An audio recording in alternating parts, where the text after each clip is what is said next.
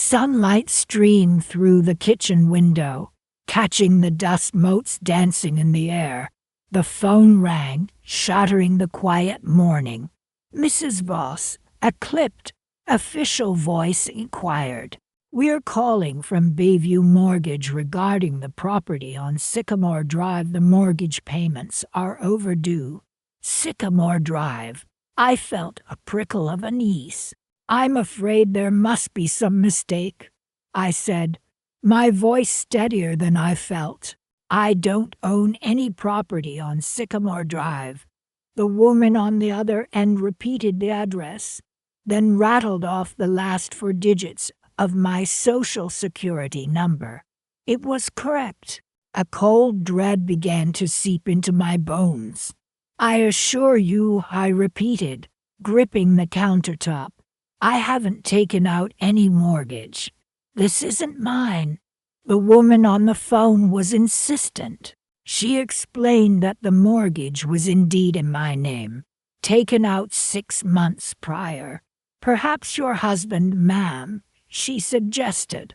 "I'm a widow," I replied shortly. The silence stretched between us, heavy with implication. "Perhaps another family member," she ventured, her voice softening slightly. My mind raced. Family. It couldn't be, could it? "I'll have to look into this," I managed, ending the call abruptly. I sat heavily at the kitchen table, the morning sun suddenly feeling oppressive. My son, Ran, and his wife, Varela, sprang to mind. They were always a bit free with money, but this was a whole different level. A mortgage on a property I'd never even seen. The thought made my stomach churn. I called Ran's cell phone, my hands trembling slightly. It went straight to voicemail. I tried Varela. Same thing. Their knees blossomed into full-blown panic. I needed answers. I grabbed my purse and keys, a frantic energy propelling me out the door. The drive to Sycamore Drive felt surreal, each mile marker a step closer to a truth I didn't want to face. I found the address the woman from the mortgage company had given me. It was a beautiful, sprawling house, far beyond anything I could ever afford. A sleek, new car sat in the driveway, a luxury model, gleaming in the sun. My breath caught in my throat. This couldn't be happening. I walked up the driveway, my heart pounding in my chest. Hesitantly, I rang the doorbell. After a moment, the door swung open, revealing Varela. She was dressed impeccably, her hair styled perfectly. She looked surprised. Then a flicker of something else, guilt, fear, crossed her face. "Mom," she said, her voice a little too high-pitched. "What are you doing here?" "I could ask you the same question," I replied, my voice trembling with a mixture of anger and disbelief. "This house, this mortgage, it's in my name. Varela, how could you?" Her eyes darted away, avoiding mine. We can explain," she stammered. "Ran's inside. Let's talk inside." I followed her into the house, the opulent furnishings a stark contrast to the modest home I owned. Ran emerged from the kitchen, his face pale. "Mom," he began, his voice strained. "We didn't want to worry me," I repeated, my voice rising. "You've taken out a mortgage in my name, Ran, a mortgage I can't afford. How could you do this to me?" He looked at Varela, then back at me. We needed the money," he mumbled. "It was for investments. Good investments. We were going to pay it back. Investments. Pay it back." The words rang hollow in the lavishly decorated living room. I looked around, taking in the expensive furniture, the artwork on the walls, the sheer extravagance of it all. Investments. I repeated, my voice dripping with sarcasm. It looks like your investments have been paying off handsomely. The silence that followed was thick with tension. I could see the panic rising in their eyes. They knew I had them. They knew their carefully constructed facade had crumbled. I took a deep breath, composing myself. I need to know everything, I said, my voice low and steady. Every loan, every credit card, everything. The fear in their eyes told me this was just the beginning, and as I stood there, in their ill-gotten house, a quiet resolve began to take root within me. This wasn't just about the money. This was about betrayal, and I would have my revenge. Sunlight streamed through the living room window, illuminating the dust motes dancing in the air. I sat at my kitchen table, the stack of papers in front of me feeling heavier than lead. I still can't believe this, I muttered, picking up the first document. It was a mortgage agreement, with my signature stark against the white paper, but I hadn't signed any mortgage agreement. Certainly not for this property, a sprawling 4-bedroom house I'd never even seen before. My heart hammered against my ribs as I flipped through the rest of the stack.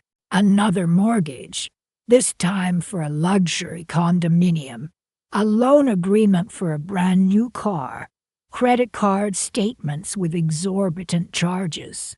Each document bore my forged signature, a chilling reminder of the betrayal I was facing. They actually did this, I whispered, the words catching in my throat. They ran, my own son, and Varela, his wife. I picked up my phone, my hand trembling slightly.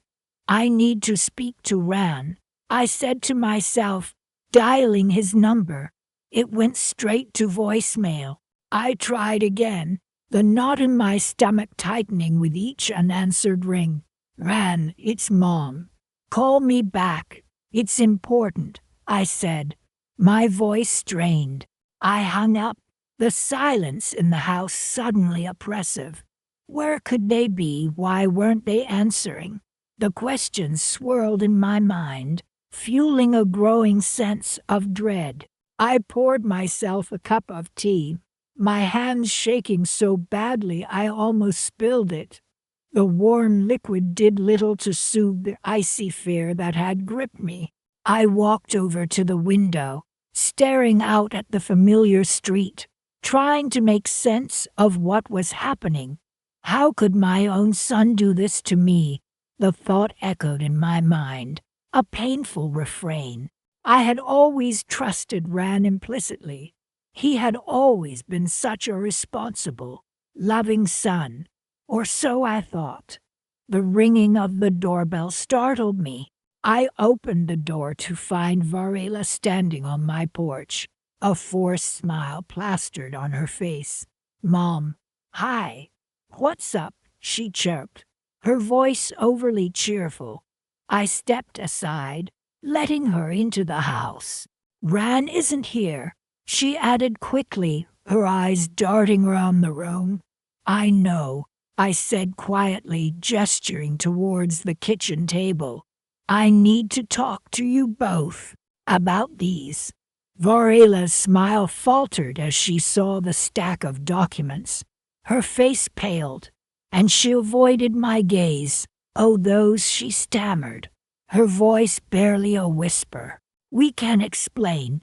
Explain what, Varela? I asked, my voice rising slightly. Explain how my signature ended up on all these documents. Documents for properties and loans I know nothing about. Varela shifted uncomfortably, twisting the strap of her purse. Ran, he handled all the finances. I didn't know the details, she mumbled, her voice trailing off. You didn't know the details, I repeated, incredulous. You signed your name on some of these. Varela, You're telling me you didn't know what you were signing. Varela's silence was deafening. She finally looked up, her eyes filled with a mixture of fear and desperation. It was Rand's idea, she whispered, her voice trembling. He said it was for the best, that it would help us all in the long run. Help us all, I scoffed, picking up the mortgage agreement for the 4-bedroom house. This house, Varela, this sprawling, luxurious house. How exactly was this supposed to help me? Varela opened her mouth to speak, but no words came out. She just stood there, her face pale and drawn, the guilt evident in her eyes. I sank back into my chair, feeling a wave of exhaustion wash over me.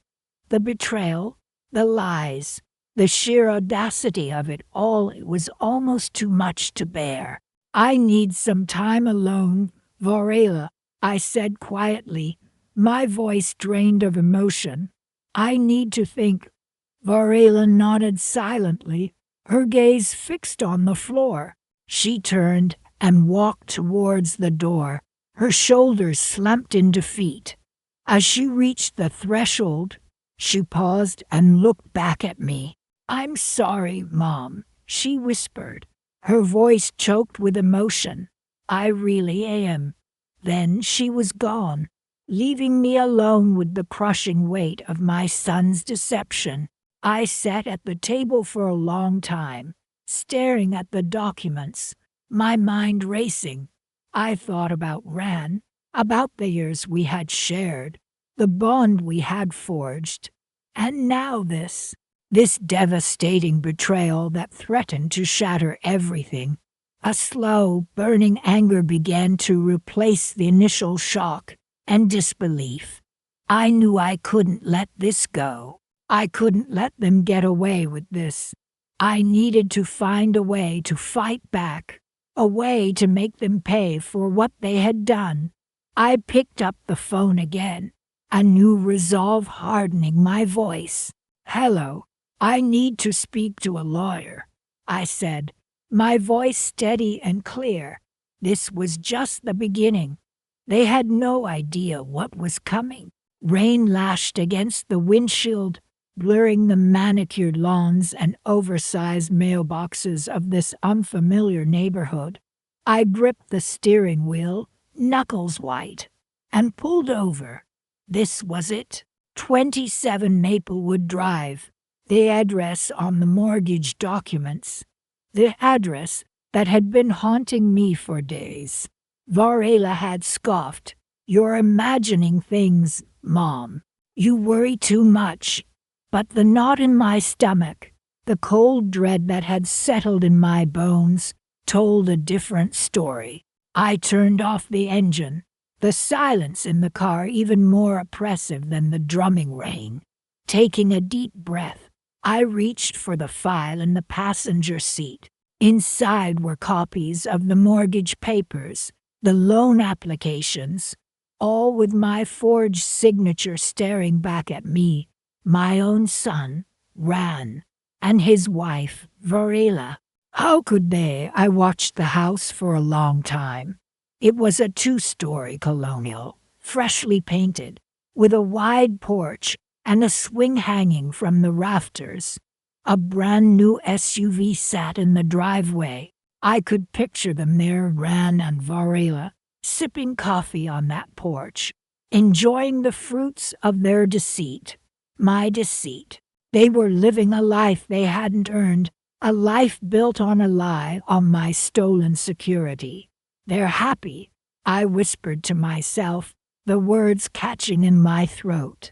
A wave of nausea washed over me. I felt dizzy, disoriented. I had worked my whole life for a modest but secure future. Now, thanks to them, I was facing financial ruin. I started the car, the wiper struggling to keep up with the downpour. I needed to leave. I needed to breathe. But as I pulled away from the curb, I saw her, Varela. She was coming out of the house, carrying a small, yapping dog. She was dressed in workout clothes, looking carefree and happy. The sight of her, living so comfortably in this stolen house, fueled a fire in me I hadn't known existed. It wasn't just anger. It was a cold, hard resolve. They had taken everything from me, my peace of mind, my financial security, my trust, and they had done it with smiles on their faces, with reassurances that they had my best interests at heart. I followed Varela as she walked down the street, the little dog trotting beside her. She turned a corner and disappeared into a small park. I parked the car and watched from a distance.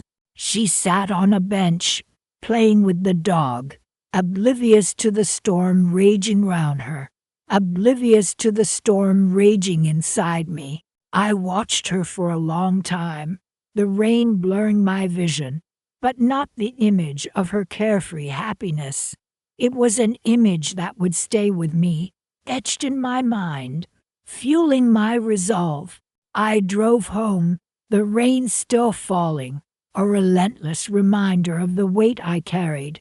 The house felt empty, cold. It wasn't just the weather.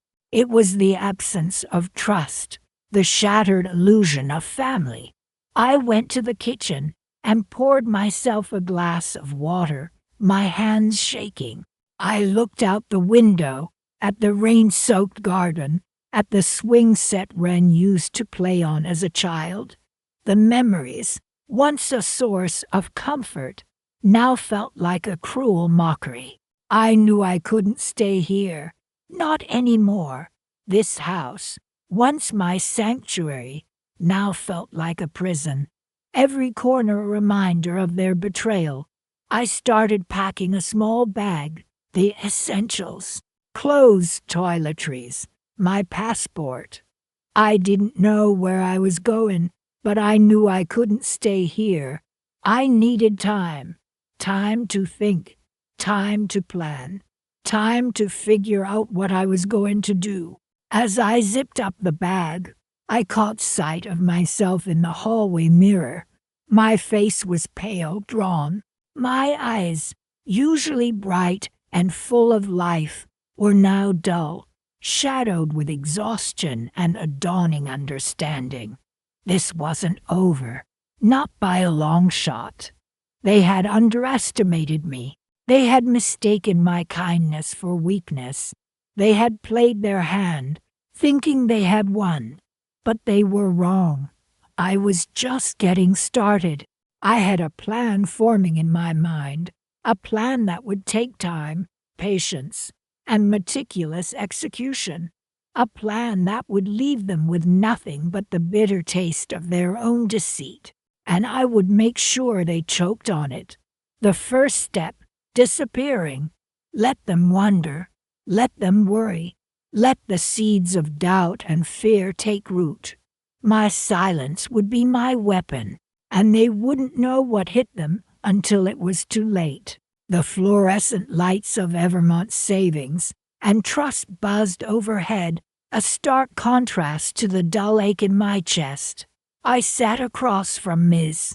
Hernandez, the loan officer, a neat stack of documents between us. I still can't believe this is happening, I murmured, more to myself than to her. Ms. Hernandez offered a sympathetic smile.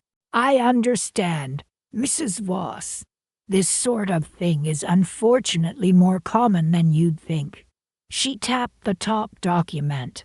This is the mortgage application for the property of 14 Oakhaven Drive, signed by Ren Voss and Varela Voss, my son and his wife, my own family, and these, she continued, gesturing to the rest of the pile, are the applications for the auto loan, the personal loans all in your name, Mrs.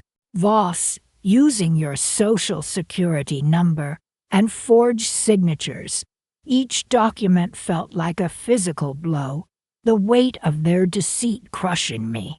May I see those signatures? I asked, my voice barely a whisper. Ms. Hernandez slid the documents across the desk.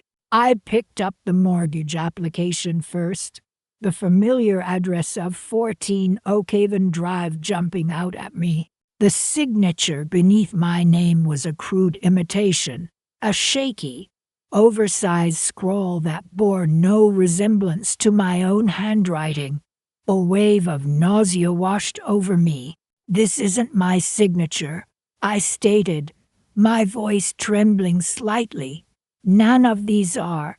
Ms. Hernandez nodded grimly. "I suspected as much, Mrs. Voss. That's why I contacted you." She pulled out another document, this one a copy of my driver's license. "We require 2 forms of identification for loan applications.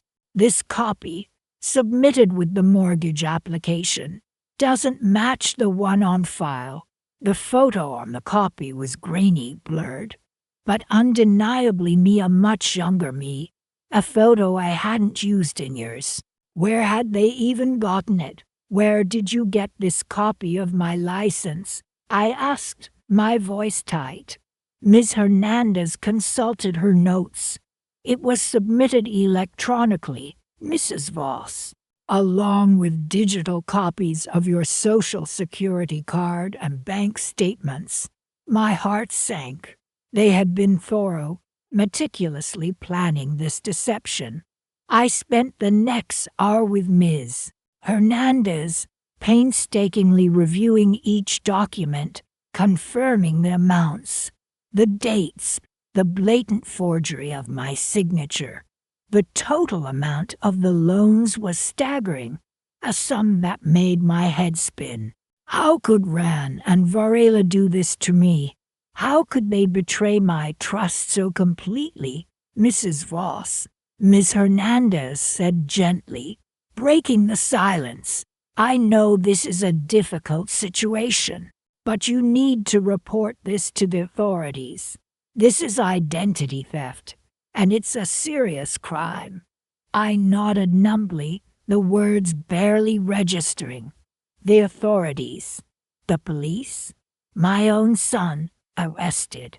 The thought churned in my stomach, a bitter mixture of anger and heartbreak. "I need some time to think," I stammered, gathering the copies of the documents. Ms. Hernandez handed me her card. "Please, call me if you have any questions." "And Mrs. Voss," she added, her voice filled with genuine concern, "I'm so sorry this happened to you." I left the bank in a daze, the weight of the fraudulent loans pressing down on me. The sun seemed to mock me with its brightness, the cheerful chatter of passers-by grating on my nerves. I walked aimlessly for a while, my mind racing, trying to make sense of it all. How had things gotten to this point? Ran had always been a good son, a little impulsive perhaps, but never dishonest. And Varela had welcomed her into our family with open arms. How could they both betray me like this? The image of the forged signature on the mortgage application flashed in my mind, a stark reminder of their deceit. It wasn't just the money, although that was certainly a significant blow. It was the betrayal, the violation of trust, the sheer audacity of their actions. They had used my identity, my life, as collateral for their own greed. I found myself standing in front of a small park, the green grass and colorful flowers a stark contrast to the turmoil within me. I sat down on a bench, the cool metal welcome sensation against my skin. I needed to think, to plan, to decide what to do next. Reporting them to the police was an option, but the thought of my son being arrested, his life ruined, filled me with dread.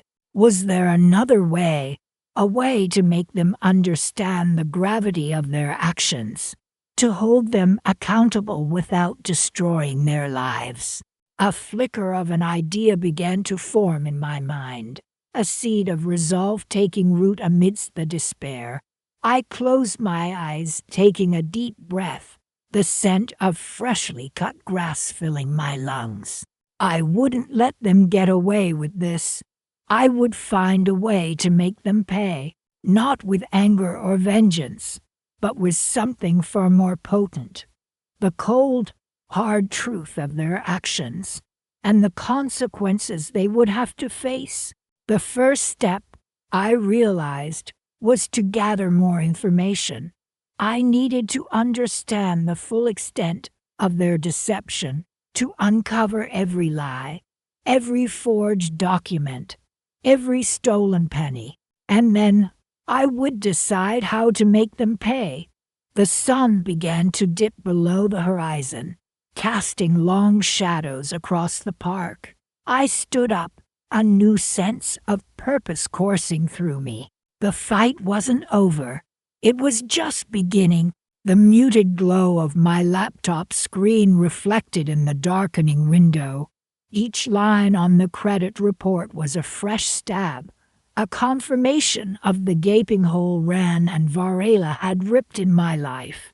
A second mortgage on a house I'd never seen, credit card debts spiraling into 5 figures, debts incurred in my name, debts that were now my responsibility. I rubbed my temples, the dull ache a constant companion these past few days.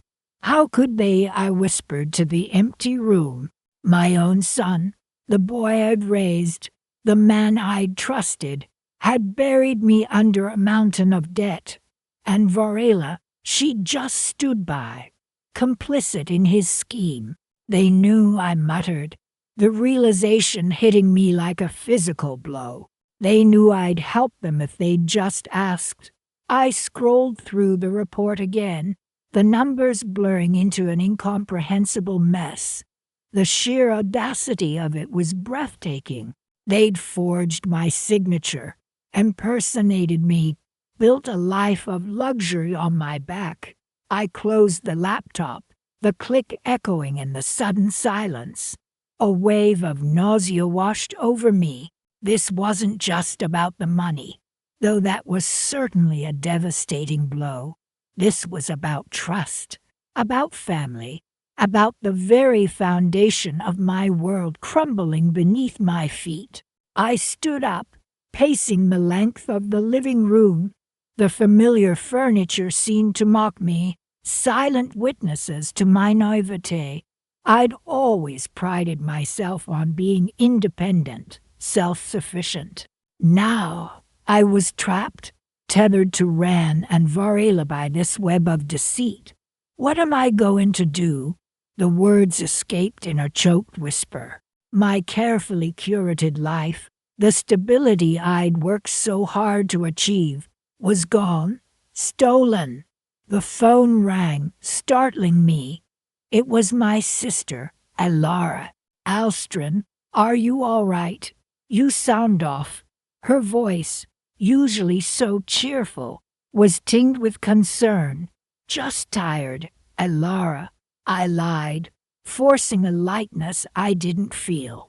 Long day. Are you sure? You know you can talk to me about anything, right? She pressed. I hesitated, the words catching in my throat. Could I tell her? Could I burden her with this mess? It's nothing, really. I managed, my voice wavering. Just some financial issues I'm sorting out. After I hung up, I sank back onto the sofa, the exhaustion pulling me down. Alara's concern was a balm, but it also intensified the shame. I didn't want pity. I wanted justice. I wanted revenge. The thought, raw and unfamiliar, sparked a flicker of energy within me.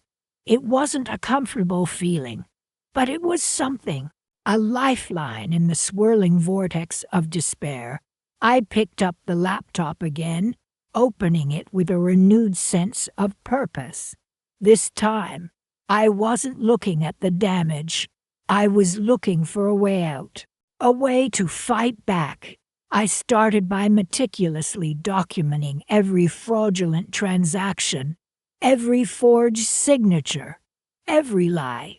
It was a tedious process, but with each piece of evidence I gathered, the knot of despair in my stomach loosened, replaced by a steely resolve. I spent hours poring over bank statements, credit card bills, loan documents. The evidence mounted, painting a clear picture of Ran and Varela's calculated betrayal. They hadn't just stumbled into this. They'd planned it. They'd known exactly what they were doing. And they'd done it without a shred of remorse. The first rays of dawn filtered through the curtains as I finally finished. I was exhausted, but the fog of despair had lifted. In its place was a cold, hard clarity. I knew what I had to do. I wouldn't go to the police. Not yet, anyway. I had a different kind of justice in mind. A quiet, subtle revenge that would leave them with the same gnawing uncertainty and fear they'd inflicted on me. I closed the laptop, a small, almost imperceptible smile playing on my lips. The fight wasn't over. It had just begun. I had lost so much, but I still had something they hadn't counted on.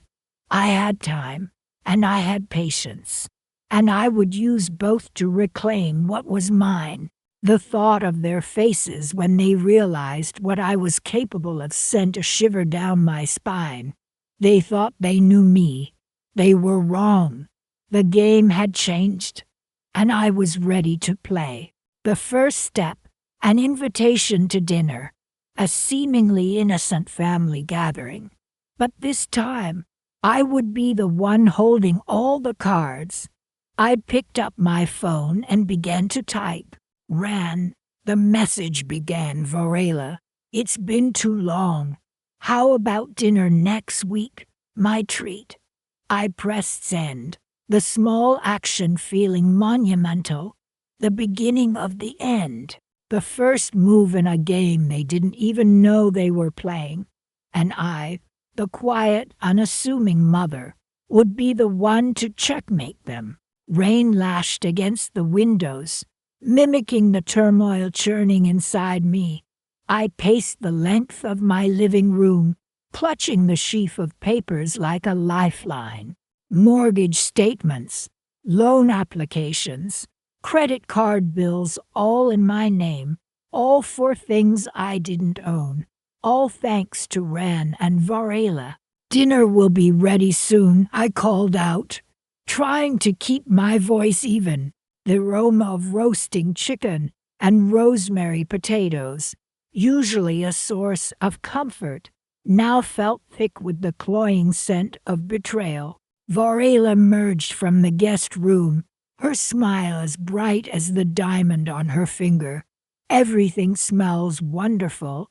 Alstrin, she chirped, settling onto the sofa. Julian will be so pleased.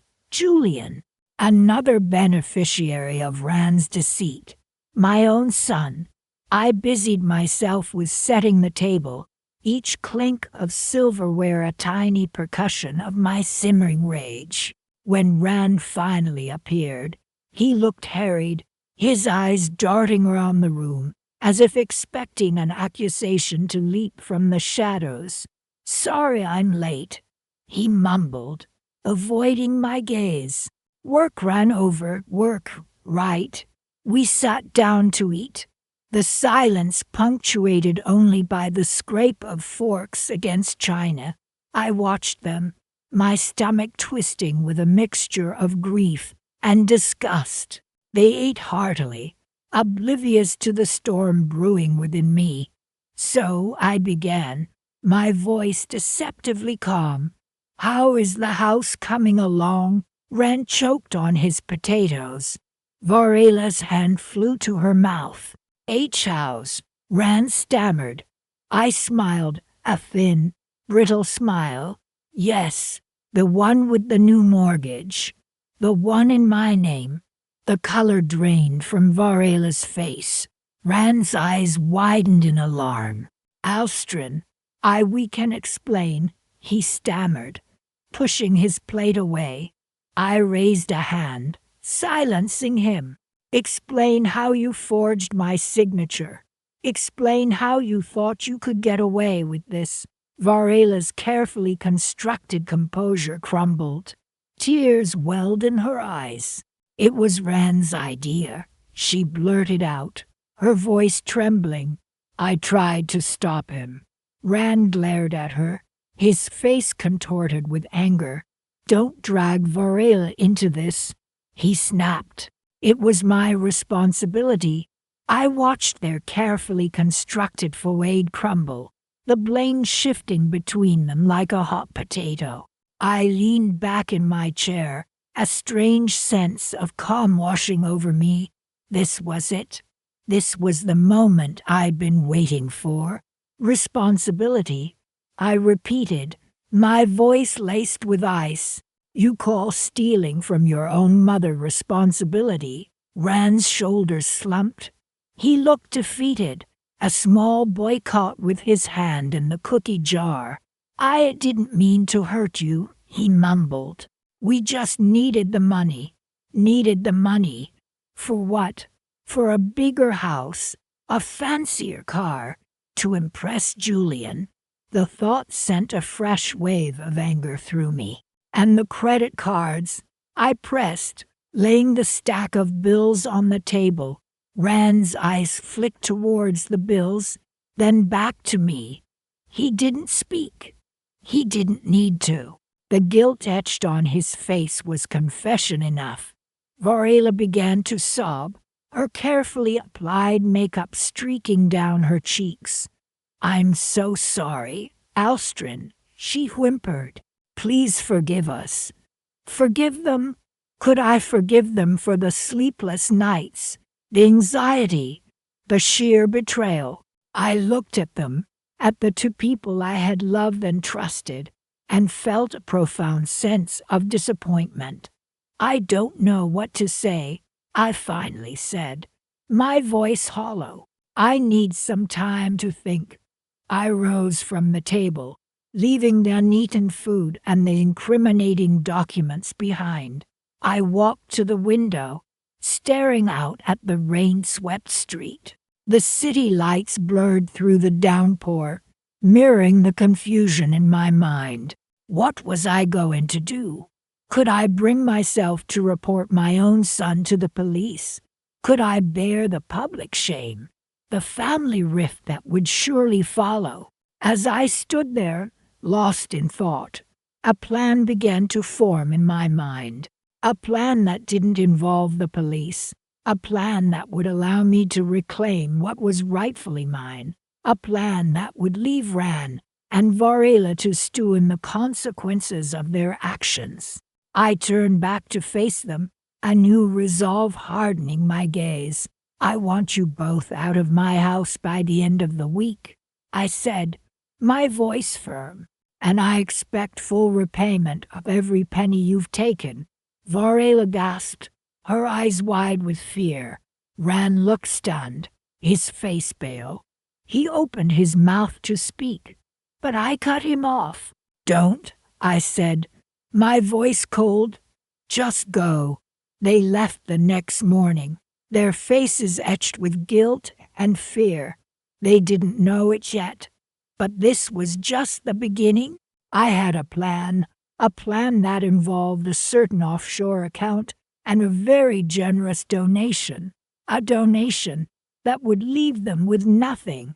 I watched them drive away, the taillights disappearing into the morning mist. A faint smile played on my lips. They thought they had won. They had no idea what was coming. Night had fallen, casting long shadows across my living room. I placed the file on the coffee table between Rand and Varela. I think we need to talk, I said, my voice steadier than I felt. Rand reached for it, his hand hesitating briefly before he opened the folder. Varela leaned in, her perfectly coiffed hair falling forward as she peered at the documents. The silence stretched, broken only by the ticking of the grandfather clock in the hall. "What is this?"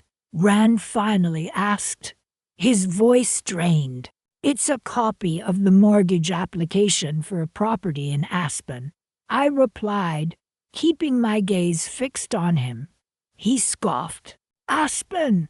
What are you talking about? This mortgage," I continued, tapping the document with my finger, "is in my name." "Ran," Varela gasped, her eyes wide with feigned surprise. "That's impossible," she exclaimed. "There must be some mistake." I met her gaze, a flicker of something cold passing between us. "There's no mistake, Varela," I said quietly. "And this isn't the only one." I pulled out another document, a loan agreement for a luxury car, also in my name. Then another, and another, each one a testament to their deceit. Rand's face paled as he flipped through the papers, his bravado crumbling. "Mom, I can explain," he stammered. "Explain how you forged my signature on multiple loan applications," I asked, my voice rising slightly. "Explain how you've been living the high life at my expense." Varela reached out and touched his arm. "Ran, tell her it's a misunderstanding," she pleaded, her voice trembling. He looked at her, then back at me, his eyes filled with a mixture of fear and desperation. It was for the business," he mumbled, avoiding my gaze. "The business," I repeated, a bitter laugh escaping my lips. "What business, Ran?" "The business of stealing from your own mother."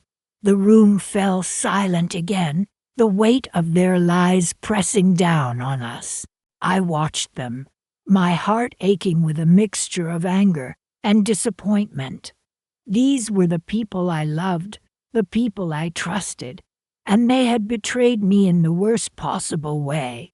"I want to know everything," I finally said, my voice low and steady. "Tell me how this happened, and tell me why." Rand started to speak, then hesitated, glancing at Varela. She nodded encouragingly, her eyes pleading with him to say something, anything, to salvage the situation. He took a deep breath and began to spin a tale of financial hardship and desperate measures, a story riddled with half-truths and carefully crafted omissions. I listened patiently, letting him dig himself deeper and deeper into the hole he had created. Varela chimed in occasionally, offering her own carefully worded explanations, but their efforts were futile. The evidence was stacked against them, a mountain of paperwork detailing their elaborate scheme. As they talked, I began to piece together the full extent of their deception. They had not only taken out loans in my name, but they had also used my credit cards, racking up tens of thousands of dollars in debt. They had lived a life of luxury, funded by my hard-earned savings, while I remained blissfully unaware. When they finally finished their pathetic attempt at an explanation, I looked at them, my expression unreadable. "I need some time to think," I said, rising from my chair. "We'll talk again tomorrow." I left the room, leaving them to stew in their own guilt and fear. I retreated to my study, closing the door behind me. The weight of their betrayal settled heavily on my shoulders, threatening to crush me beneath its weight. But as I sat there, surrounded by the remnants of my former life, a quiet resolve began to grow within me. I would not let them get away with this. I would not be broken by their deceit. I would find a way to make them pay for what they had done. I opened a drawer in my desk and pulled out a small, leather-bound notebook. Inside, I began to write, sketching out the beginnings of a plan for revenge.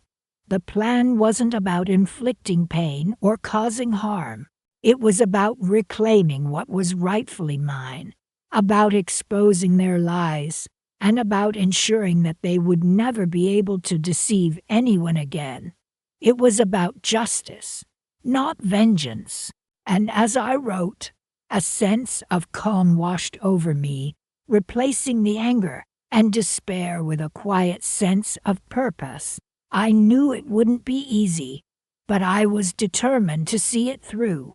The game, as they say, was afoot. Rain lashed against the windows, mirroring the storm brewing inside me. I watched Ran and Varela from across the dining table, the flickering candlelight dancing in their eyes, a nervous twitch in Ran's cheek. So I began, my voice deceptively calm. Tell me again about this investment opportunity you mentioned. Ran, he shifted uncomfortably, glancing at Varela, who offered a weak smile. It's are doing really well, Mom, he stammered. We're seeing significant returns. I raised an eyebrow. Significant enough to purchase a second property, perhaps a rather substantial one. At that, the blood drained from his face. Varela's hand flew to her mouth, her eyes wide with panic. The silence stretched, thick with unspoken accusations and denials hanging in the air. Finally, Ran cleared his throat. Mom, there's something we need to tell you. He avoided my gaze, picking at a loose thread on the tablecloth. I simply waited, the storm within me still and quiet, a gathering force. Varela reached across the table and squeezed his hand. It was my idea, she whispered, her voice barely audible above the drumming rain. I saw an opportunity, and I thought it would be a good way to secure our future. My gaze remained fixed on Ran, and this opportunity involved using my name and social security number to secure a mortgage. He flinched as if I'd struck him. Mom, I can explain, he pleaded, his voice cracking. We were desperate. We needed the money. Desperate, I repeated, the word laced with ice. Desperate enough to commit fraud. Varela began to cry, her shoulders shaking. We didn't mean to hurt you, she sobbed. We just wanted a better life. I pushed my plate away, then touched food suddenly nauseating.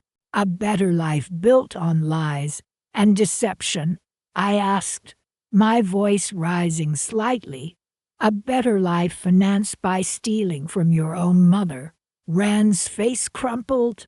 He finally met my eyes, his own filled with shame and regret. I know, he choked out. I know it was wrong. We messed up, Mom. We messed up badly. He pushed back his chair and knelt beside me, grasping my hand. Please, Mom, forgive us. We'll fix this. We'll sell the house, pay back the loans, everything. Just please don't go to the police. His words tumbled out, a desperate torrent of pleas and promises. Varela joined him, kneeling on the other side, her tears falling onto my hands. We're so sorry, she whispered. Please, Mom, give us another chance.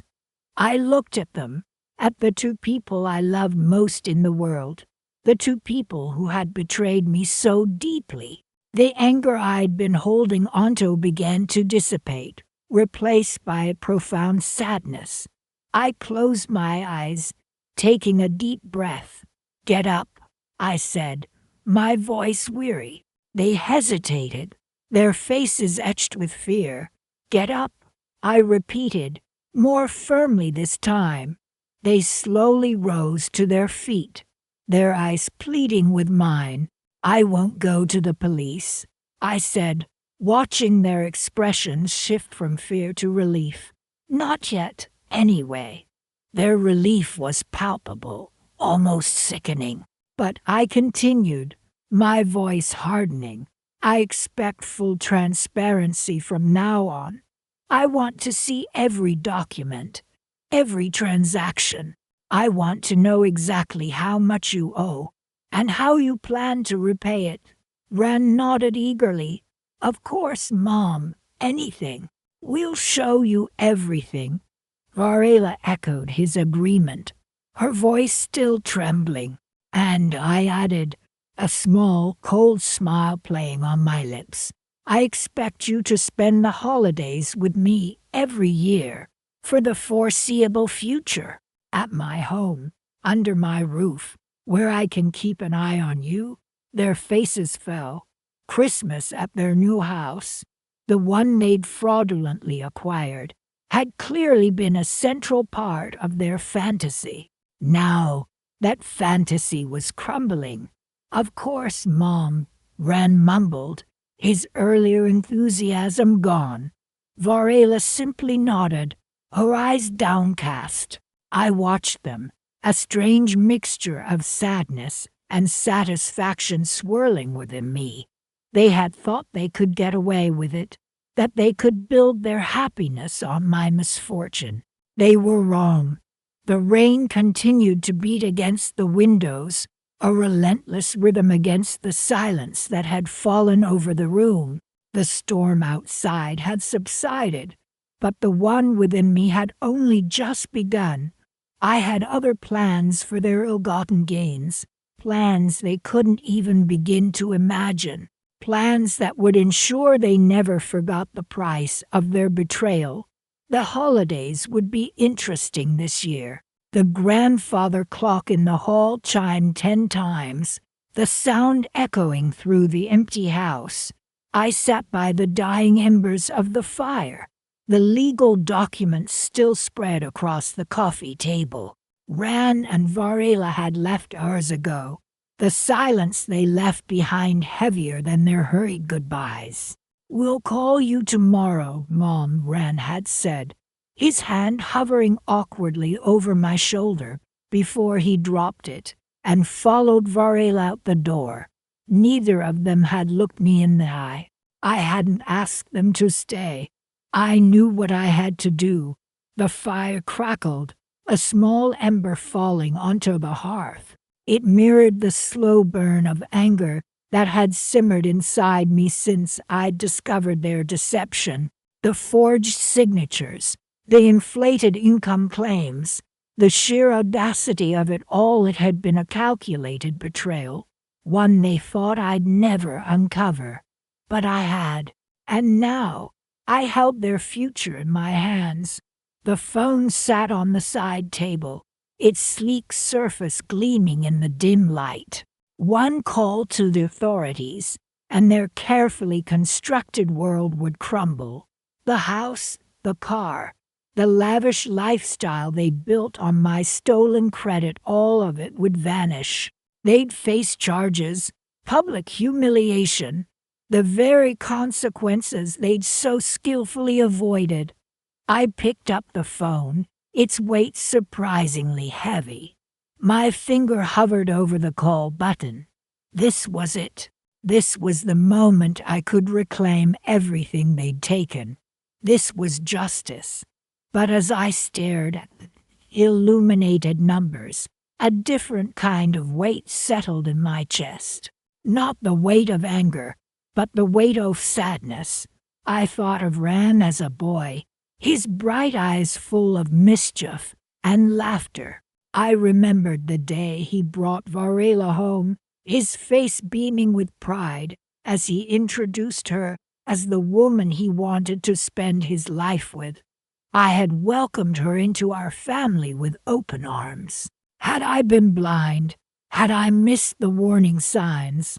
I replaced the phone on the table, the dial tone fading into the silence. No, this wasn't the answer. This wouldn't bring me peace. It would only deepen the rift that had already torn our family apart. They had made a terrible mistake, one that could haunt them for the rest of their lives. But was it my place to deliver the final blow? I stood up, the legal documents rustling on the table. I gathered them up, the paper crisp and cold against my skin. I walked to the fireplace and tossed them into the flames. The fire roared to life, consuming the evidence of their betrayal, reducing it to ashes. It was a symbolic act, a cleansing ritual. I wasn't letting them off the hook. I was choosing a different kind of punishment. I walked upstairs to my study, the quiet of the house pressing in on me. I opened my laptop and began to type. I drafted a letter, not to the authorities, but to Ran and Varela, a letter outlining everything I knew, every detail of their deception. I didn't mince words. I laid bare the depth of their betrayal, the impact it had had on me, the pain it had caused. I know what you've done, I wrote. I know about the loans, the forged signatures, the lies. I paused, my fingers hovering over the keyboard. This was the hardest part. I could ruin you, I continued. I could expose you both and watch your lives fall apart. But I won't. I took a deep breath, the words heavy with unspoken meaning. You will live with this, I typed. You will live with the knowledge of what you've done, the guilt and the fear of exposure. Every financial decision you make, every luxury you enjoy, will be tainted by the memory of your deceit. That is your punishment.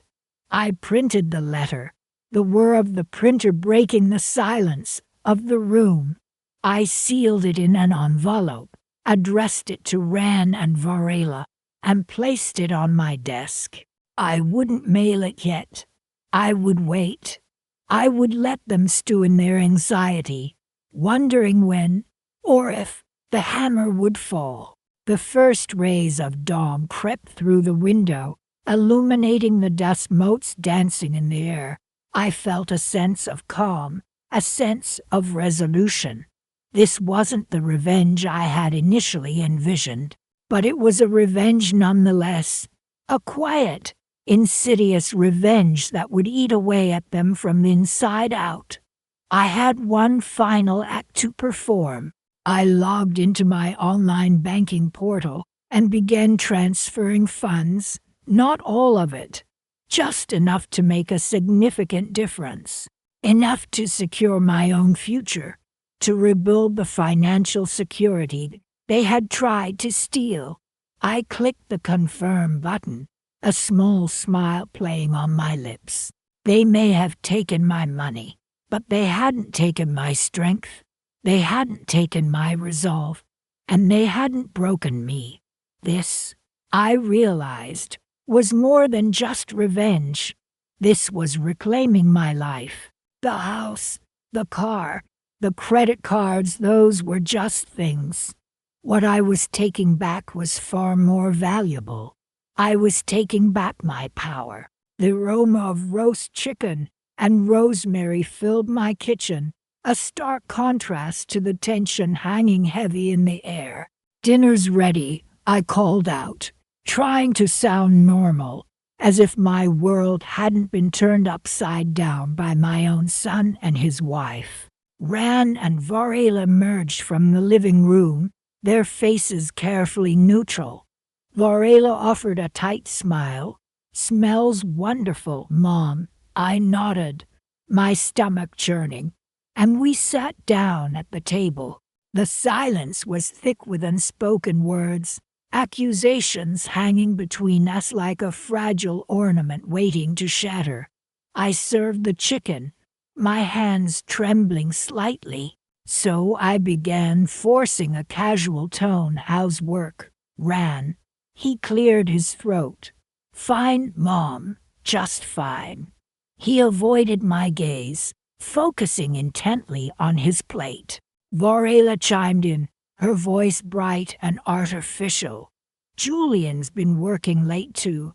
His promotion is taking up a lot of his time. I took a sip of water, my heart pounding. Julian's promotion. I knew, of course, that Varela thought their extravagant lifestyle was funded by that promotion. She had no idea it was funded by the equity in my house, by loans taken out in my name, by the systematic dismantling of my financial security. That's nice, I managed to say, my voice barely a whisper. The chicken tasted like ash in my mouth. I watched them eat, their obliviousness a fresh wound. Ran, I said finally, my voice steadier this time. I received some concerning paperwork in the mail today. He froze, his fork halfway to his mouth. Varela's smile faltered. Paperwork? She asked, her voice laced with a sudden nervousness. I met her gaze directly. Yes, mortgage documents. For a house I don't own. The blood drained from Rand's face. He stammered, Mom, I can explain. I'm sure you can. I replied, my voice cold. And I'm sure Varela would appreciate the explanation as well, wouldn't you, dear? Varela's eyes darted between Ran and me, her confusion quickly turning to panic. What's going on, Ran? What is she talking about? Ran opened his mouth to speak, but I cut him off. I think it's best if you show her, Ran, the documents. Show her the ones for the car, too. The luxury SUV you bought with my credit. He looked utterly defeated. He knew he'd been caught.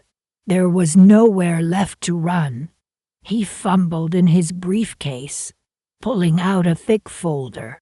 He handed it to Varela, his hand shaking. As she flipped through the pages, her face contorted in disbelief and then anger. Ran, what is this?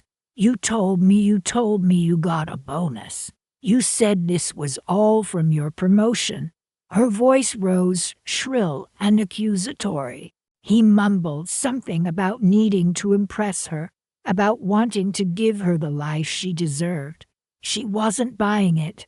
You lied to me, she screamed, throwing the folder across the table. You lied to me. All this time I thought I believed you. I watched their implosion, a strange sense of calm washing over me. I had anticipated this. I had planned for it. I had known this truth would destroy their carefully constructed facade of success. I've decided not to go to the police, Ran, I said quietly, my voice barely above a whisper. He looked up at me, his eyes filled with a mixture of relief and fear. Mom, thank you. I don't know what to say. Don't say anything. I replied, just live with it. Live with the knowledge of what you've done. Live with the weight of your deceit. I pushed my plate away, my appetite completely gone. I think I'll go to bed now. Good night. I left them there, amidst the wreckage of their lies, to grapple with the consequences of their actions. The house was quiet as I climbed the stairs. In the morning, I would transfer the deeds back to my name. I would cancel the credit cards. I would rebuild my life, brick by brick. They wouldn't hear from the authorities, but they would face a different kind of justice. They would live with the constant fear of exposure, the constant reminder of their betrayal, and they would never truly know peace again.